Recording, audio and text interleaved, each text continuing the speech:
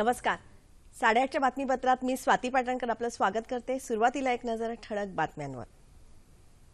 National हेरॉल्डच्या न्यायालयीन प्रक्रियेशी सरकारचा कोणताही संबंध नाही, अरुण जेटली.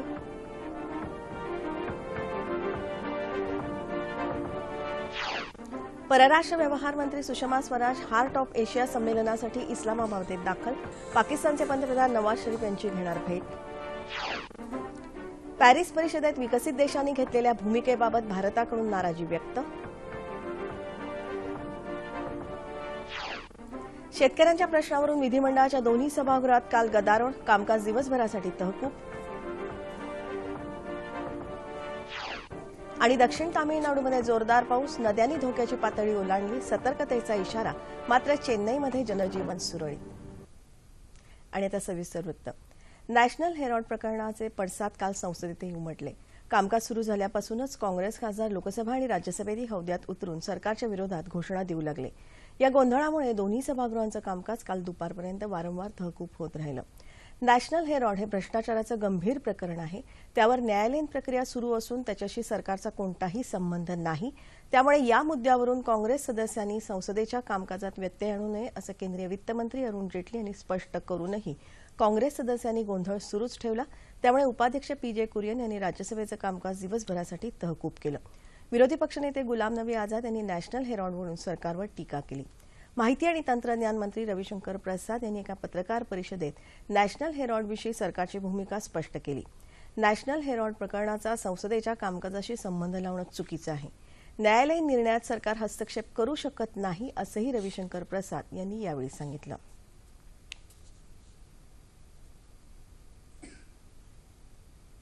परराष्ट्र व्यवहार मंत्री Sushma Swaraj heart of Asia या परिषदेत सहभागी होण्यासाठी काल इस्लामाबाद इथे पोहोचल्या. अफगाणिस्तानबाबत चर्चा करण्यासाठी ही परिषद होत आहे. या दौऱ्यात स्वराज पाकिस्तानचे पंतप्रधान नवाज शरीफ आणि परराष्ट्र व्यवहार मंत्री सरताज अजीज यांच्याशी चर्चा करणार आहेत. त्यांच्या या भेटीमुळे दोन्ही देशातले संबंध सुधारण्याची आशा व्यक्त होत आहे. सरताज अजीज यांनी काल आयोजित केलेल्या स्नेहभोजनात स्वराज सहभागी झाल्या होत्या. दोन्ही देशांसाठी स्वराज यांचा दौरा महत्वाचा असल्याचं अजीज यांनी सांगितलं.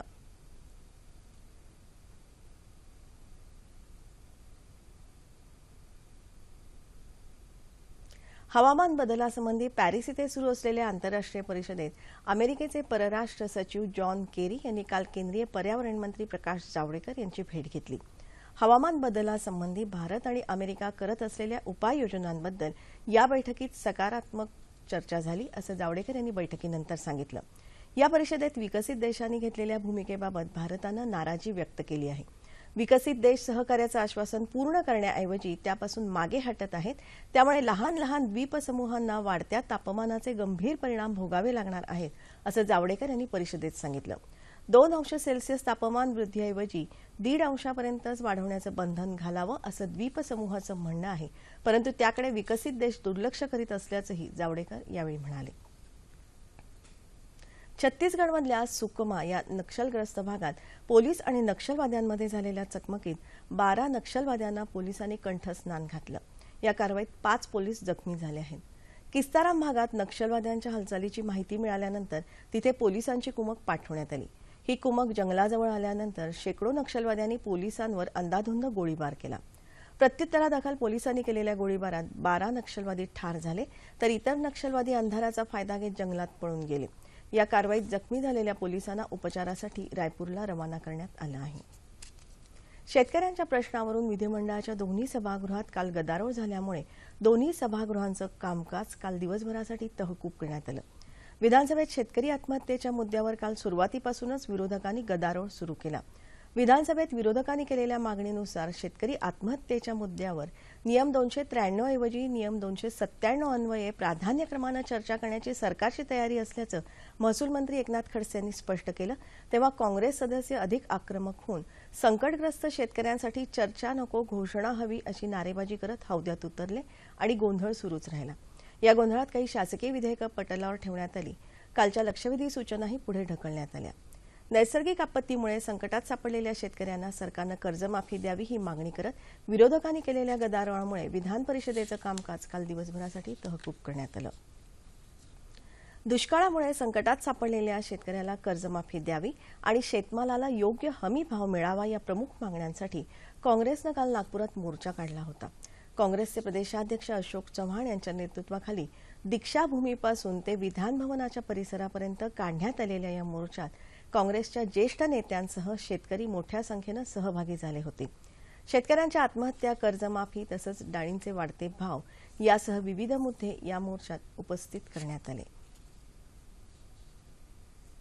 केंद्र शासनाच्या पत्र सूचना कार्यालय, डीएव्हीपी क्षेत्रीय प्रचार कार्यालय आणि उस्मानाबाद जिल्हा प्रशासन यांच्या संयुक्त विद्यमाने लोकमाहिती अभियानाचं काल उस्मानाबाद इथे उद्घाटन झालं.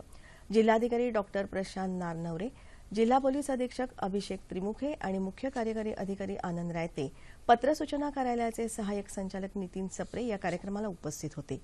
यावेळी उस्मानाबाद जिल्ह्यातील महिला बचत गट आणि महिला शेतकरी गटांना कृषी सेवा केंद्राचे परवाने वितरित करण्यात आले.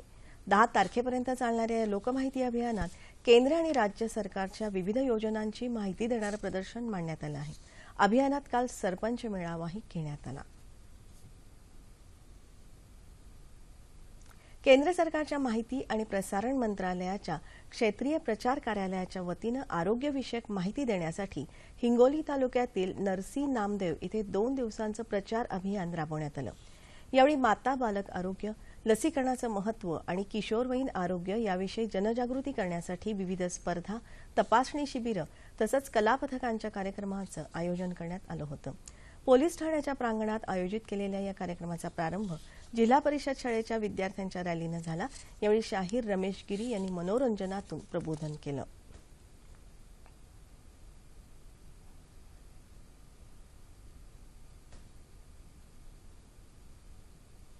रायगड जिल्ह्यातल्या माणगाव तालुक्यातल्या विळे भागाड या औद्योगिक वसाहतीमधील पोस्को महाराष्ट्र स्टील कंपनीनं स्थानिक युवकांना नोकरीत सामावून घेतलं नाही याच्या निषेधार्थ तासगाव, तेलवडे इतर ग्रामस्थांनी साखळी उपोषणाला सुरुवात केली आहे. कंपनीच्या प्रवेशद्वारासमोरच सुरू केलेल्या उपोषणाला महिला आणि तरुणांचा पाठिंबा मिळत आहे.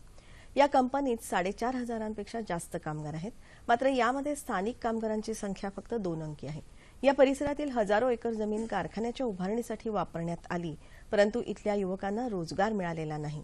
या कंपनीनं स्थानिक तरुणांना कायमस्वरूपी रोजगार मिळावा तसंच कडापे या गावी जलशुद्धीकरणाचा प्रकल्प बसवण्यात यावा अशा मागण्या ग्रामस्थांनी केल्या आहेत. मुंबई विद्यापीठात काल ज्येष्ठ अर्थतज्ञ आणि हार्वर्ड विद्यापीठाचे माजी अध्यक्ष लॉरेन्स समर्स यांचं व्याख्यान झालं. मुंबई विद्यापीठ आणि ऑब्झर्व्हर रिसर्च फाउंडेशनतर्फे हे व्याख्यान आयोजित करण्यात आलं होतं. रिइन्व्हेस्टिगेटिंग द युनिव्हर्सिटी या विषयावर समर्स यांनी उपस्थितांना मार्गदर्शन केलं. आकाशातला जीवसृष्टीचा विचार केला तर पृथ्वीच्या आवरणाच्या 41 किलोमीटर अंतरावरील वातावरणात काही इतर ग्रहावरील अधिक क्षमता असलेले जीवाणू आढळले आहेत. त्यावर अजूनही संशोधन सुरू असल्याचं ज्येष्ठ शास्त्रज्ञ पद्मविभूषण डॉक्टर जयंत नारळीकर यांनी सांगितलं. स्वामी रामानंद तीर्थ मराठवाडा विद्यापीठाच्या भौतिकशास्त्र संकुलाच्या वतीनं आयोजित विश्वात आपण एकटेच आहोत का या विषयावरील व्याख्यानात ते काल बोलत होते. विद्यापीठाच्या भौतिकशास्त्र संकुलाच्या वतीनं कालपासून सुरू झालेली ही कार्यशाळा 11 डिसेंबरपर्यंत सुरू राहणार आहे. यावेळी विद्यापीठाचे कुलगुरू डॉक्टर पंडित विद्यासागर, कुलसचिव बी पाटील, संचालक डॉक्टर RS खैरनार यांच्यासह इतर मान्यवर उपस्थित होते.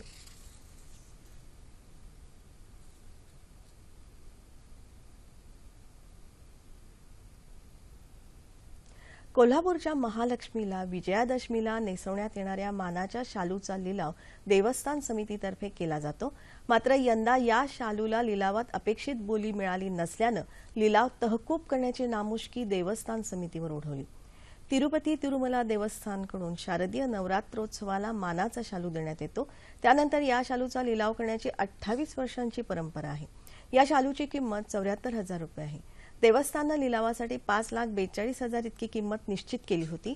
मात्र ही किंमत जास्त असल्यानं यापेक्षा जास्त बोली लावणं शक्य नसल्याचं 8 बोलीधारकांनी सांगितलं.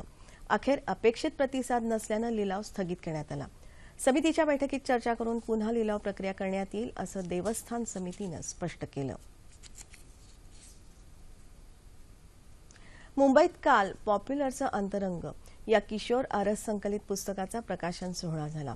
कादंबरीकार आणि नाटककार किरण नगरकर यांच्या हस्ते पुस्तकाचं प्रकाशन झालं. गेली 60 वर्ष पॉप्युलर प्रकाशनानं अनेक पुस्तकांचं प्रकाशन केलं. निरनिराळे साहित्य प्रकार हाताळले. साहित्याच्या जडणघडणीच्या इतिहासात पॉप्युलरच्या योगदानाचा आढावा या पुस्तकात घेतला आहे. पॉप्युलरच्या साहित्यिक कारकिर्दीची झलक दाखवणारा कार्यक्रम यावेळी सादर करण्यात आला.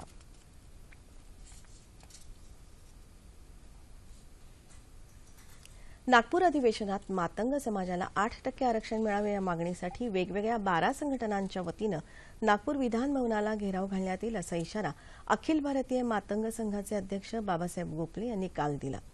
मुंबईतल्या आझाद मैदानावर मातंग समाजाच्या आरक्षणासाठी बेमुदत उपोषण, लाक्षणिक धरणं आंदोलन सुरू आहे. या संदर्भात एका पत्रकार परिषदेत ते बोलत होते.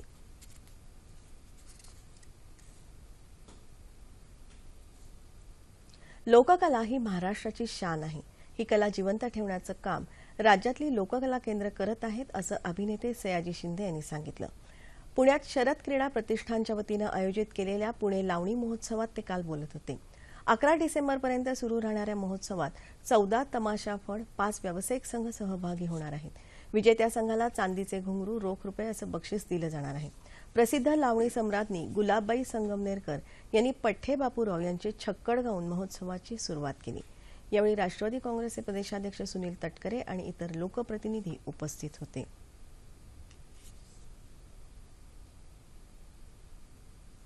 पुण्यात कालपासून ईशान्य चित्रपट महोत्सवाला सुरुवात झाली. राष्ट्रीय चित्रपट संग्रहालय आणि सिम्बॉयसिस ईशान्य सांस्कृतिक आणि शैक्षणिक केंद्र तसंच नॉर्थ ईस्ट कम्युनिटी ऑर्गनायझेशनच्या वतीनं या महोत्सवाचं आयोजन करण्यात आलं आहे.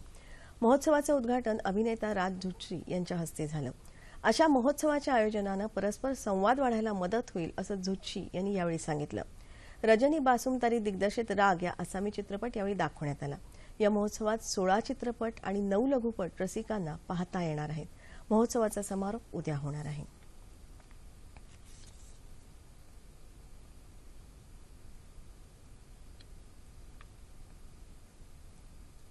दक्षिण तामिळनाडूत काल पुन्हा पाऊस झाल्यानं अनेक भागात पाणी साचलं होतं. तसंच दक्षिण तामिळनाडूतील नद्यांनी धोक्याची पातळी ओलांडली आहे. त्यामुळे सतर्कतेचा इशारा देण्यात आला आहे. या ठिकाणी अडकलेल्यांना खाद्यपदार्थ आणि इतर मदत पोहोचवण्याचे प्रशासनाचे प्रयत्न सुरू आहेत. दक्षिण तामिळनाडू आणि पुदुचेरीतील जनजीवन विस्कळीत झालं आहे. या भागात येत्या 24 तासात पावसाची शक्यता हवामान खात्यानं वर्तवली आहे. चेन्नईमध्ये पावसाचा कहर थांबल्यानं जनजीवन हळूहळू पूर्वपदावर येत आहे. पुरानंतर साथीचे रोग फैलावू नयेत यासाठी प्रशासन सर्वतोपरी काळजी घेत आहे.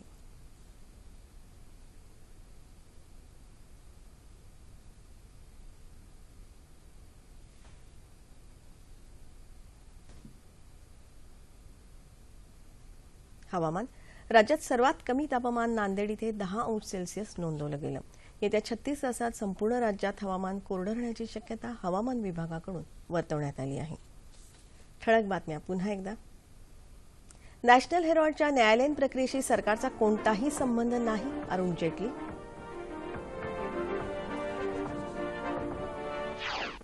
परराष्ट्र व्यवहार मंत्री Sushma Swaraj heart of Asia संमेलनासाठी इस्लामाबादमध्ये दाखल.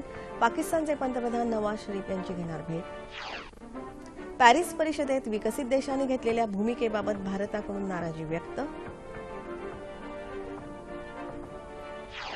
शेतकऱ्यांच्या प्रश्नावरून विधिमंडळाच्या दोन्ही सभागृहात काल गदारोळ. कामकाज दिवसभरासाठी तहकूब. आणि दक्षिण तामिळनाडूमध्ये जोरदार पाऊस, नद्यांनी धोक्याची पातळी ओलांडली. सतर्कतेचा इशारा, मात्र चेन्नईमध्ये जनजीवन सुरळीत. याबरोबरच हे बातमीपत्र संपलं. पुन्हा भेटूया दुपारी 2:30 वाजता सह्याद्री वाहिनीवर. नमस्कार.